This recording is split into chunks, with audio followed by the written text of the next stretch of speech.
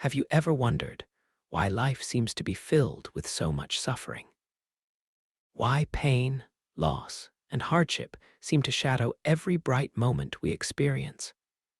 Why, no matter how carefully we plan, how much we protect ourselves, or how desperately we chase happiness, suffering eventually finds its way to us? What if I told you that suffering isn't a flaw in the design of life, but a fundamental part of it? What if pain has meaning, a hidden purpose that philosophers have been trying to unravel for thousands of years? Stay with me, because today we're going to explore the philosophy of suffering, and by the end of this journey, you might never see your pain the same way again.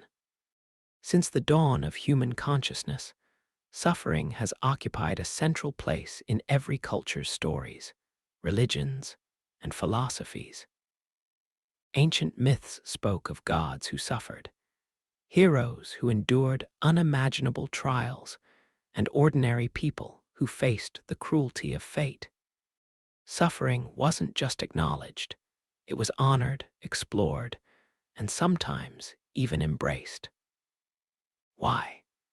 Because human beings instinctively knew that suffering reveals something profound about the nature of existence.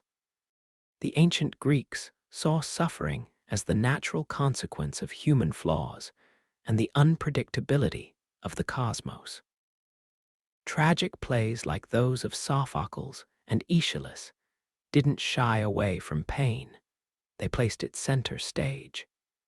Characters like Oedipus and Antigone faced horrors not as punishments, but as inevitable encounters with destiny. The Greeks believed suffering could teach wisdom. It strips away illusion, confronts us with our mortality, and forces us to see what really matters. The Stoic philosophers took this understanding a step further. For them, suffering was not something to be avoided, but something to be transformed. Marcus Aurelius, a Roman emperor burdened with personal loss and the horrors of war, wrote in his meditations that pain is merely perception, and perception is within our control. If you are distressed by anything external, he wrote, the pain is not due to the thing itself, but to your estimate of it. Suffering becomes unbearable only when we resist it. Epictetus, born a slave and later one of the greatest Stoic teachers, believed suffering was the forge in which character is made. He taught that while we cannot control external events, we can control our responses. To the Stoics, adversity was a training ground for the soul. Pain is not an enemy, but a tutor. Each hardship invites us to practice patience, resilience, courage, and wisdom.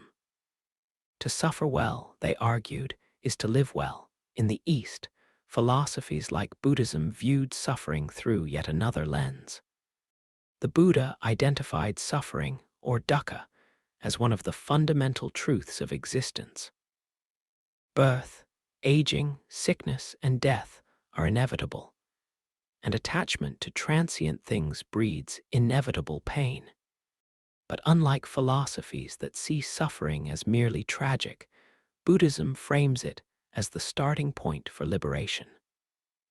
By understanding the nature of suffering, its causes, and how it operates, one can learn to transcend it. The Four Noble Truths teach that life is suffering, that suffering is caused by desire and attachment, that it can be overcome, and that the way to overcome it is through the Eightfold Path. A disciplined approach to living ethically, thinking clearly, and developing deep awareness.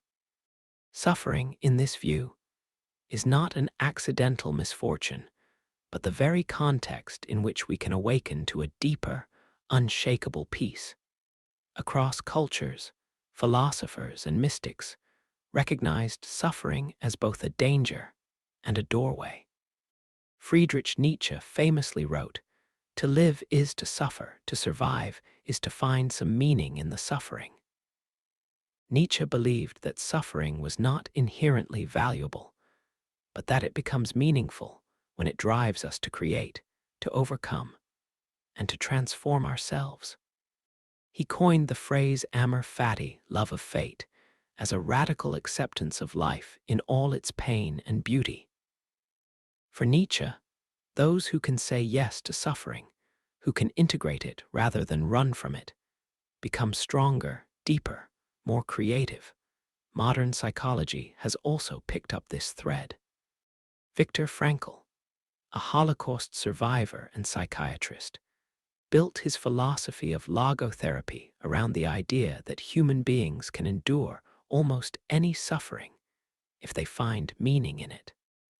In his book Man's Search for Meaning, Frankl observed that those who survived the concentration camps were not the physically strongest, but those who held on to a purpose, whether it was love, faith, or a future task yet to be fulfilled.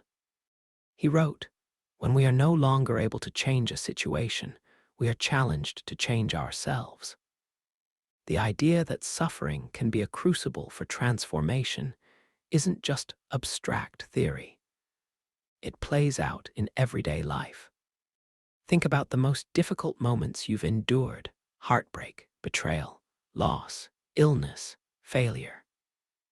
As painful as those experiences were, didn't they also strip away the superficial? Didn't they reveal what you truly value, what you're capable of, and what matters most? There's a reason the phrase, "what doesn't kill you makes you stronger," persists. Not because suffering is good in itself, but because within it lies the potential for strength. But let's be honest, not all suffering feels noble or transformative. Some of it feels senseless, random, cruel. The sudden death of a child, a devastating accident, a war that claims innocent lives. Philosophers have long wrestled with this darker face of suffering. If life is governed by any kind of order or justice, why do the innocent suffer? This question lies at the heart of the problem of evil in philosophy and theology. In religious traditions, this dilemma has different answers. In Christianity, suffering is sometimes framed as a test, a consequence of free will, or a mystery known only to God. The story of Job in the Hebrew Bible, a man who suffers unspeakable losses without cause, confronts this head-on. Job's ultimate lesson is not why he suffers, but how he responds with honesty, grief, and ultimately, humility before the unknown. In Hindu philosophy, the doctrine of karma proposes that suffering results from actions in past lives, part of a cosmic moral order. Yet even here, the emphasis is on how one responds. Acceptance, detachment, and righteous action are seen as the appropriate paths through suffering. The existential philosophers of the 20th century, like Jean-Paul Sartre and Albert Camus, faced suffering without recourse to divine explanations. In a universe without inherent meaning, suffering is absurd. And yet, it is precisely in the face of absurdity that we must create our own meaning. Camus famously wrote that we must imagine Sisyphus, condemned to roll a boulder up a hill forever, as happy. Not because his suffering disappears, but because he claims ownership of his fate. This confrontation with suffering without illusions is both terrifying and liberating. It means we cannot escape pain, nor necessarily explain it, but we can choose how we bear it. In this freedom, we find a kind of dignity, a space to assert our humanity against the indifference of the universe. Suffering, then, may be the most reliable teacher we have. It strips away comforts, challenges assumptions, humbles egos, and forces us to confront our limitations. It teaches us empathy by revealing our shared fragility. It deepens our character by testing our values. It compels us to ask the deepest questions.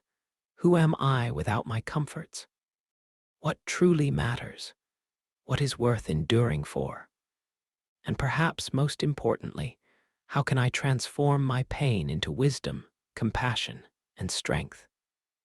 The history of philosophy suggests that suffering is inseparable from the human condition. Whether as punishment, test, accident, or mystery, it touches every life. The crucial difference lies in how we meet it. Do we curse it, deny it, run from it? Or do we face it squarely, seeking to wrest meaning from its grip? In doing so, we join a lineage of thinkers, mystics, and survivors who, across centuries and cultures, have looked into the darkness and chosen not to turn away. They understood what modern society so often forgets, that a life spent avoiding suffering is a shallow life. That real wisdom, depth, and resilience are born not in perpetual comfort, but in the fires of adversity. If suffering is so universal, so deeply interwoven into the fabric of existence, why does it continue to surprise us? Why, after thousands of years of wisdom traditions and countless personal experiences, do we still recoil from pain as if it were an alien force rather than a fundamental aspect of being alive?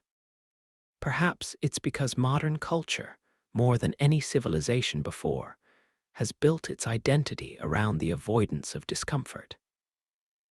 We anesthetize, distract, entertain, and numb ourselves in 1,000 ways, always seeking the next dopamine hit, always running from the shadows. This desperate attempt to eliminate suffering has, paradoxically, made it harder to bear. The Stoics warned of this. Seneca wrote that while we fear death and pain, it is not these things themselves, but our fear of them, that enslaves us. A society that refuses to acknowledge the necessity of suffering breeds fragility. It raises individuals unprepared for loss, disappointment, or failure. When suffering inevitably arrives, as it always does, many are left disoriented, hollow, and afraid. But what if, instead of denying suffering, we learn to expect it, even prepare for it? Not in a morbid or pessimistic sense, but as a sober acceptance of life's reality. The Stoics practiced negative visualization, imagining the loss of what they cherished most, not to become numb, but to appreciate their blessings and steel themselves for inevitable hardships. By facing hypothetical suffering in the mind, one builds resilience for when it comes in the flesh. Modern psychology echoes this wisdom. Studies in resilience psychology show that individuals who confront difficult emotions and situations head-on, rather than avoiding them, develop greater emotional strength. Post-traumatic growth, a phenomenon where people emerge stronger after enduring crises, reveals that suffering can deepen relationships, clarify values, and increase life satisfaction when processed constructively. The Buddhist concept of impermanence also teaches us to see suffering not as a glitch in the system, but as a constant companion in a world where everything changes. Joy, love, security, all are fleeting. Clinging to them leads to inevitable pain. Recognizing impermanence doesn't require detachment from life's pleasures, but it does invite a more balanced relationship with them. It reminds us that both joy and sorrow pass, and both are part of the same fabric. Consider also the concept of kintsugi in Japanese philosophy, the art of repairing broken pottery with gold. Rather than hiding the cracks, kintsugi highlights them, transforming what was once broken into something beautiful and unique. The metaphor is clear. Our suffering, our wounds, are not to be concealed, but to be embraced as part of our story. They are evidence of having lived. Philosophy, at its best, does not promise to remove suffering, but to illuminate its nature and purpose. It teaches us to shift our perspective, to reframe suffering not as a purely negative experience, but as a neutral fact, one that can be transformed by how we relate to it. Pain can be a signal, a lesson, a test, a passage, or a mirror reflecting who we are beneath our roles and titles. Existentialists argued that suffering strips life of illusion. When confronted with the rawness of pain, we see the world not as we wish it to be, but as it is. This encounter can be devastating, yet it also offers a unique form of freedom. Without illusions, one is free to choose values consciously, to live not by inherited scripts, but by personal conviction. Camus called this defiance in the face of absurdity revolt, not a rebellion against suffering itself, which is futile, but a rebellion against despair. In this way, suffering can become a catalyst for authenticity. It forces us to ask uncomfortable questions. What do I truly believe? What am I willing to endure for? What illusions am I ready to relinquish? Pain clarifies. It peels away the trivial and reveals what is essential. This is perhaps why so many profound spiritual transformations are preceded by a period of intense suffering. Mystics from all traditions, Christian, Sufi, Zen, Hindu, describe a dark night of the soul, a passage through inner desolation where old identities collapse and deeper truths emerge. It is in these moments, when familiar comforts are stripped away, that one can glimpse the eternal, the unchanging, the ground of being beneath the surface turbulence. Modern culture often pathologizes this process, labeling it depression, crisis, or breakdown. And while suffering should never be romanticized or trivialized, it's important to recognize that existential pain has always been part of the human journey toward wisdom.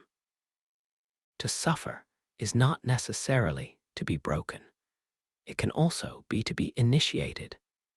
This initiatory aspect of suffering was understood by ancient mystery schools, where initiates underwent symbolic deaths and rebirths through ritual ordeal. They were taught to die to their old selves, to descend into darkness, and to emerge transformed. The symbolism is striking, because it echoes what we experience emotionally and psychologically during life's hardest seasons.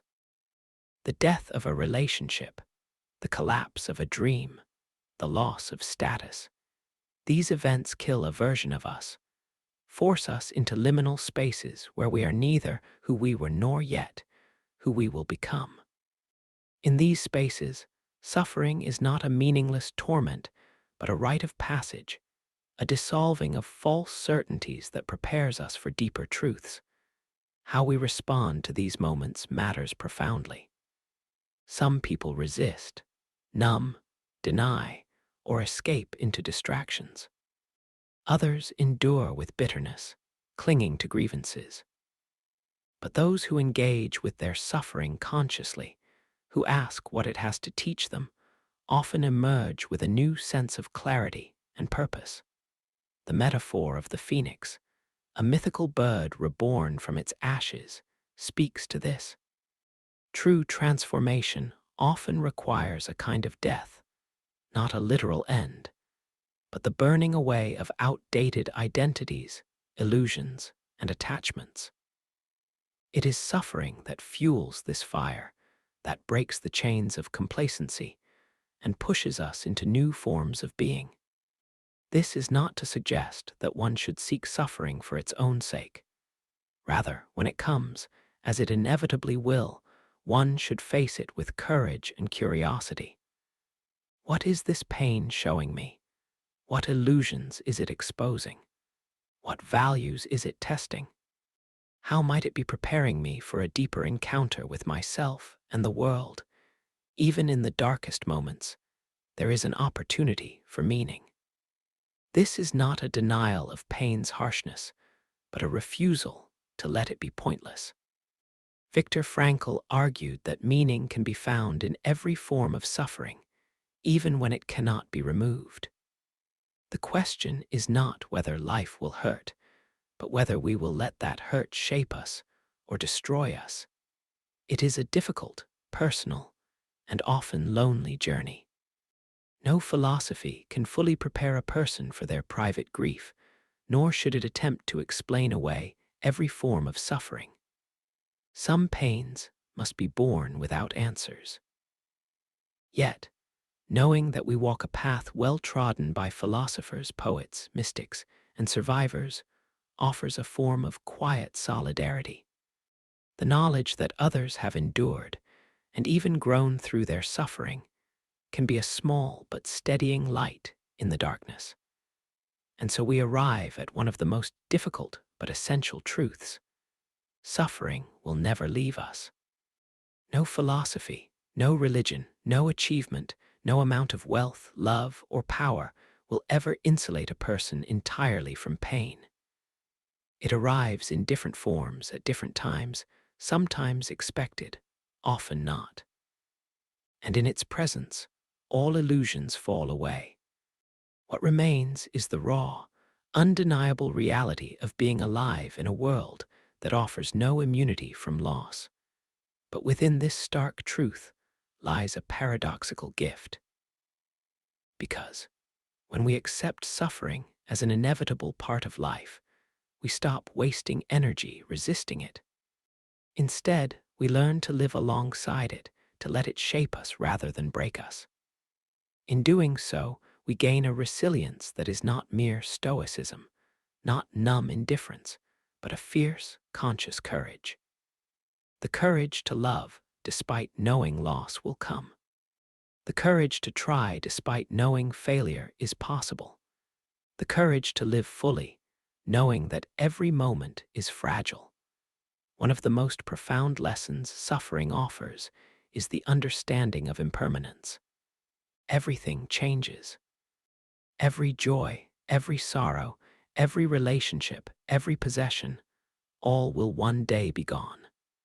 Suffering forces us to face this, not intellectually, but viscerally. And in that confrontation, we are invited to treasure what we have while we have it, to release what we cannot keep, and to live not in denial of loss, but in gratitude for presence. The ancients believed that those who understand suffering are those who live most deeply.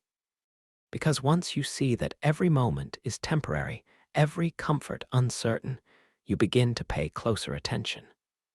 You savor conversations. You notice small beauties. You speak truths you might have left unsaid.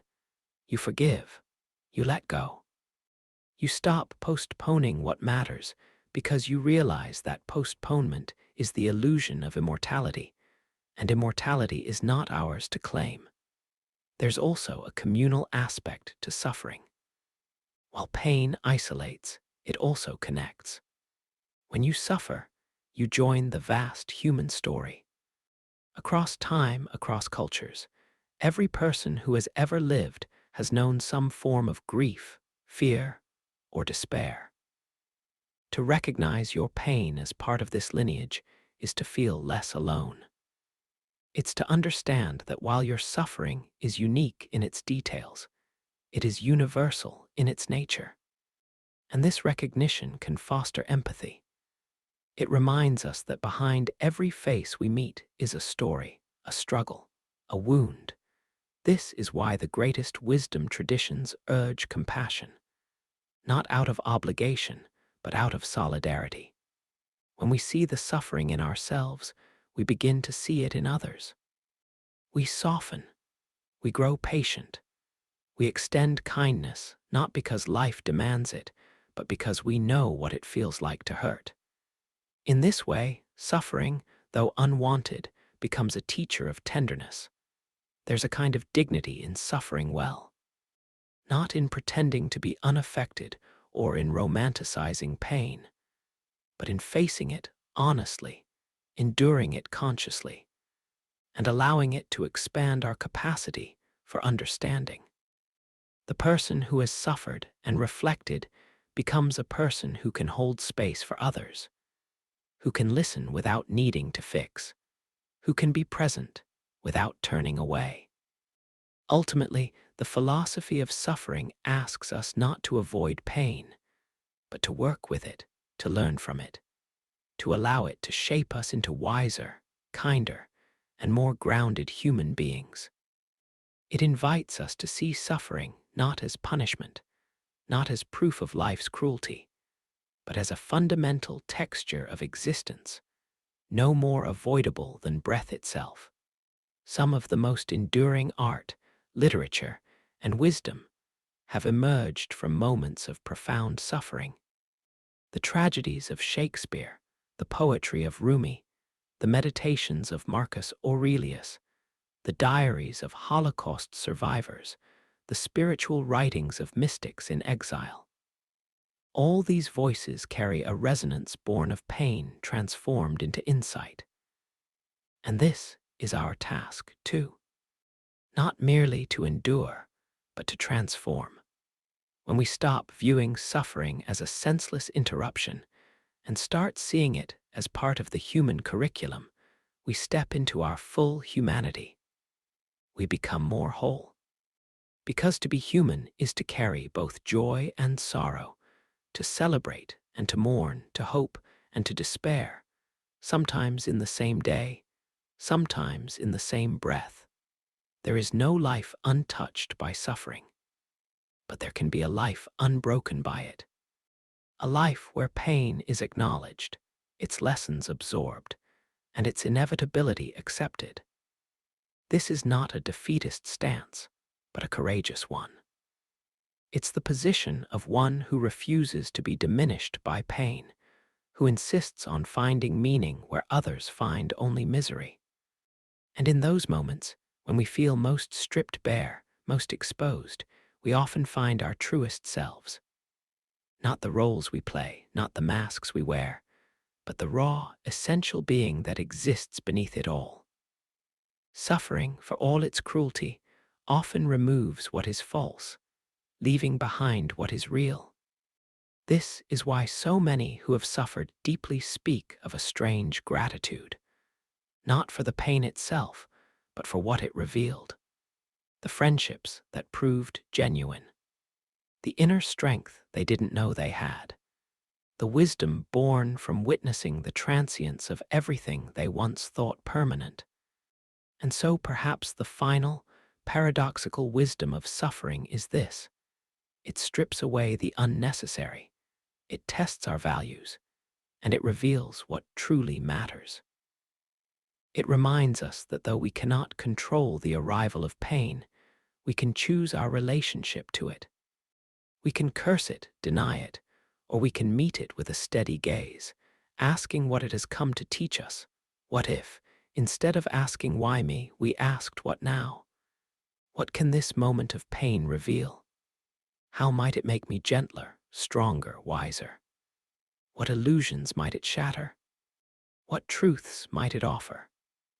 Not because suffering is good, but because it is inevitable. And what is inevitable, we can either resist in vain or embrace as an unwilling companion on our path. As you finish this reflection, I invite you to think about the ways suffering has shaped your own life. What have your darkest moments revealed? What wisdom did they leave behind? Have there been pains that, though you would never have chosen them, gave you gifts you now quietly carry? I would love to hear your story. Share it in the comments below. Not because pain needs to be compared or measured, but because in telling our stories, we remind one another that we are not alone. That the path of suffering, though difficult, is also the path of wisdom, compassion, and the deepest kind of human connection.